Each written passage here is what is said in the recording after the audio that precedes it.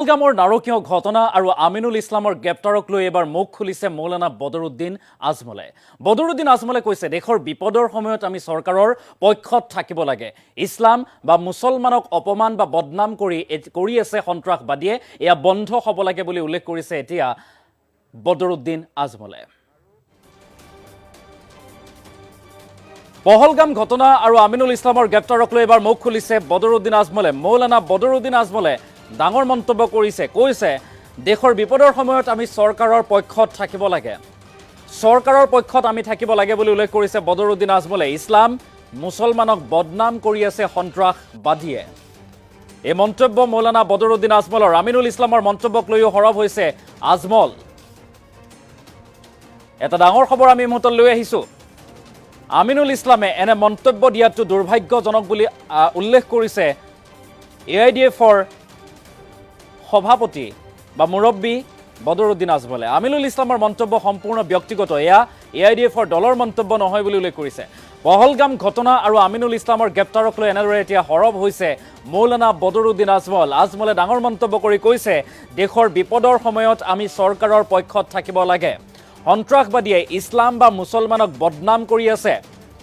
ইছলাম আৰু মুছলমানক বদনাম কৰি আছে সন্ত্ৰাসবাদীয়ে। এই মন্তব্য মৌলানা বদৰুদ্দিন আজমলৰ। আমিনুল ইছলামৰ মন্তব্যক লৈও এনেদৰে সৰব হ'ল আজমল। আজমলে কৈছে, আমিনুল ইছলামে এনে মন্তব্য দিয়াটো অতিকে দুৰ্ভাগ্যজনক। এয়া আমিনুল ইছলামৰ এক ব্যক্তিগত মন্তব্য বা আমিনুল ইছলামে নিজেই কৈছে, অৰ্থাৎ দলীয় এয়া মন্তব্য নহয় বুলি উল্লেখ কৰিছে। আমিনুল ইছলামৰ মন্তব্য সম্পূৰ্ণ ব্যক্তিগত, এয়া AIDFৰ দলৰ মন্তব্য নহয় বুলিও এতিয়া AIDFৰ মুৰব্বী মৌলানা বদৰুদ্দিন আজমলে ডাঙৰ মন্তব্য কৰিছে। পহলগামৰ ঘটনা আৰু আমিনুল ইছলামৰ গ্ৰেপ্তাৰক লৈ এনেদৰে মুখ খুলিছে মৌলানা আজমলে আৰু তেখেতে কৈছে, দেশৰ বিপদৰ সময়ত আমি চৰকাৰৰ পক্ষত থাকিব লাগে। মন্তব্য আছে, কি কৈছিল আজমলে, মন্তব্য আগবঢ়াইছোঁ। খবৰ পাইছোঁ, মই বদৰুদ্দিন আজমল UDFৰ সভাপতি। মই এতিয়াই খবৰ পাইছোঁ যে হাজী আমিনুলক এৰেষ্ট কৰা হৈছে পহলগামৰ ঘটনাৰ ওপৰত মন্তব্য দিয়াৰ কাৰণে। মই মন্তব্যটো শুনিছোঁ। মোৰ কি মন্তব্য, আমাৰ পাৰ্টিৰ কি ভিউ আছে মই কালি কৈ দিছোঁ। এইটো পেপাৰ পত্ৰিকা ওলাইছে, ইংলিছ পেপাৰতো ওলাইছে, দিল্লীতো ওলাইছে, অসমতো ওলাইছে।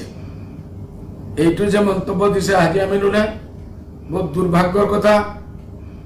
এই সময়টো আমি আমাৰ চৰকাৰৰ লগত, ভাৰতবৰ্ষৰ চৰকাৰৰ লগত আমি এক হৈ থকাৰ টাইম। সন্ত্ৰাসবাদী হয়, ইসকলৰ কোনো জাতি ধৰ্ম নহয়। খাস কৰি যিসকলে সন্ত্ৰাসবাদীৰ কাম কৰে, ইসকলে ইছলামক বদনাম কৰি আছে, মুছলমানক বদনাম কৰি আছে, জাতিক বদনাম কৰি আছে। এইটো যিমান নিন্দা কৰা কম।